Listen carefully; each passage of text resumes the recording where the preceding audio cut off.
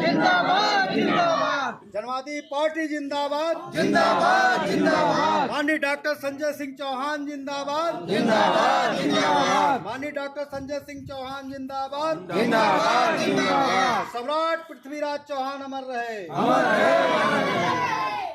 अब मैं अपने मुख्य अतिथि आदरणीय डॉक्टर संजय चौहान जी को आमंत्रित करता हूं। आप आए अपने मुखार बिंदु से। आज हमारे जो बस्ती के सम्मानित साथी बैठे हैं उनसे जो है मुखार बिंद हो। आदरणीय डॉक्टर संजय सिंह जी। आप सभी लोगों को मेरा प्रणाम, जय जवान। साथियों, जेल में जाने के बाद पर्याप्त समय मिला डॉक्टर साहब अध्ययन करने का, लिखने पढ़ने का।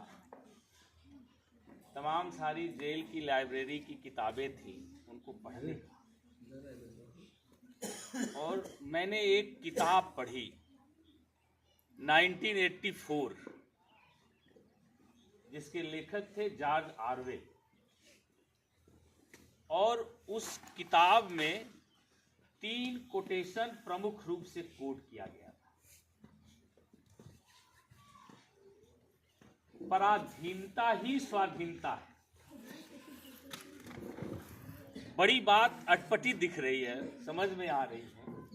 जॉर्ज ऑरवेल ने लिखा है कि पराधीनता ही स्वाधीनता है, अज्ञान ही शक्ति है और युद्ध ही शांति है। उसने लिखा कि पराधीनता ही स्वाधीनता है, अज्ञानता ही शक्ति है और युद्ध ही शांति है। उसने लिखा कि शांति का एक मार्ग है युद्ध, और शक्ति का एक मार्ग है अज्ञानता, और स्वाधीनता का एक मार्ग है पराधीनता। नाम भले उसका अंग्रेजी में है जॉर्ज ऑरवेल, लेकिन रहने वाले वो इंडिया के थे। और इसी आजमगढ़ के थे। वो थे ब्रिटिशियन, यहीं बस गए थे और भारतीय समाज का उन्होंने अध्ययन किया, भारत की जातियों का अध्ययन किया। और अध्ययन करने के बाद उन्होंने लिखा, पराधीनता ही स्वाधीनता है। उसका तात्पर्य उन्होंने लिखा कि जो समाज, जो जाति अपने नेता और अपने नेतृत्व के अधीन हो जाएगी, वही जात इस लोकतंत्र में स्वाधीन हो पाएगी, उसी जात को स्वाधीनता मिलेगी। फिर उन्होंने कहा कि अज्ञानता ही शक्ति है।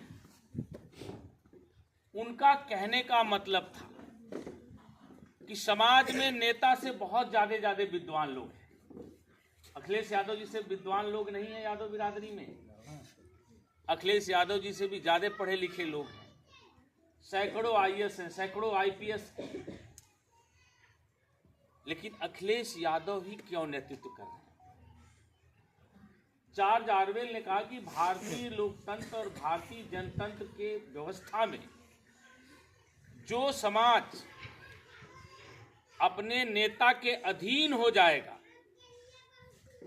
और अपने बौद्धिक स्तर को इतना अज्ञान के स्तर पर लेकर के चला जाएगा कि उसका मूढ़ नेता ही उसका नेतृत्व हो जाएगा। मतलब उसका नेता चाहे जितना भी मूढ़ हो, अगर वह नेतृत्व कर रहा है तो उसके नेतृत्व में अज्ञान, मतलब जानकार होते हुए भी, सब कुछ जानते हुए भी आंख मूंद करके अपने नेता के साथ खड़ा हो जाएगा। तभी उस समाज की शक्ति बनेगी लोकतंत्र। और तीसरी बात उसने कहा कि युद्ध ही शांति। आज इस लोकतंत्र में, आज इस समाज में कौन समाज शांति से है और सुखी से? जो लड़ने का मादा रहता है। हम लोगों का सामाजिक मूल्यांकन, हम लोगों का समाज धन के स्तर पर, शिक्षा के स्तर पर और संख्या के स्तर पर भारत की प्रमुख जातियों में एक प्रमुख जाति। यह समाज का सामाजिक मूल्यांकन भी इतना मजबूत था कि जब जातिवाद का पूरा जहर समाज में घुला हुआ था, तब भी इस समाज के साथ कोई छुआछूत का व्यवहार नहीं होता था। सारे वर्ग और सारे जात के लोग हमारे समाज के यहाँ आकर के खाना खा लेते थे और मेरा समाज उनके यहाँ भी खाना खा लेता था। लेकिन जो कौम के साथ छुआछूत का व्यवहार था, चारपाई भी उन्हें आप नहीं बैठने के लिए देते थे, लेकिन आज वह समाज राजनैतिक रूप से एक नेता के अधीन हो गया, एक नेता के नेतृत्व में खड़ा हो, अर्थात एक पार्टी का परतंत्र हो गया और लड़ने का, राजनीति में खड़े होकर के जवाब देने का, अपने पार्टी और अपने झंडे के साथ लेकर के इंकलाब बोलने का, लड़ने का मादा पैदा कर लिया। तो आज इसी कप्तानगंज बाजार में एक चौहान का लड़का खड़ा हो, एक चमार समाज का लड़का खड़ा हो, उन दोनों लड़कों से किसी को झगड़ा करने की नौबत आ जाए तो चौहान के लड़के से किसी को झगड़ा करने में थोड़ी सी भी हिचक नहीं होगी। लेकिन पता चल जाए वकील साहब कि बगल में लड़का जो है वो चमार जात का है, तो इस एरिया का सबसे मजबूत आदमी भी एक बार उसे झगड़ा करने में 2 बार सोचेगा। तो इस समाज में जिसके पास लड़ने का मादा है, जो युद्ध कर सकता है, वही समाज शांति से रह सकता है। आज हमारे समाज की स्थिति क्या है? चौहान का लड़का है, मारो 2 थपड़ा, क्या कर लेगा? साथियों, मैं परसों गया हुआ था महेंद्र जी, वहाँ पर सुल्तानपुर, हमारे बिरादरी का एक लड़का कमा करके पैसा आया दुबई से, डॉक्टर साहब। उस गांव के 4 लोग, बड़े लोग इकट्ठा हुए मार्केट में। कुछ लोग उसके मित्र मंडली के थे, जो बड़ी जात के लोग थे, इकट्ठा हो गए।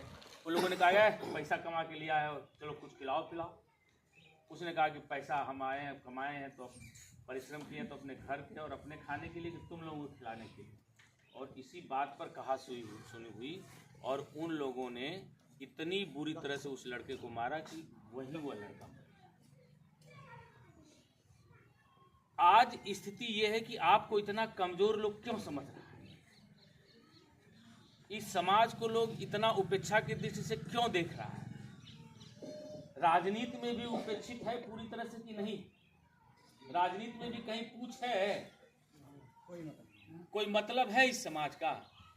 आपके पास वोट भी है, आपके पास संख्या भी है, लेकिन उसका कोई मतलब नहीं है। उत्तर प्रदेश की राजनीति में, उत्तर प्रदेश के राजनीतिक समीकरण पे जब बड़ी पार्टियां बैठती तो वो आपकी चर्चा नहीं करती कि आप क्या करने वाले हो, आप किधर जाने वाले हो, आपका क्या इस समय राजनीति में मंतव्य है, इस समाज का के बीच में क्या संवाद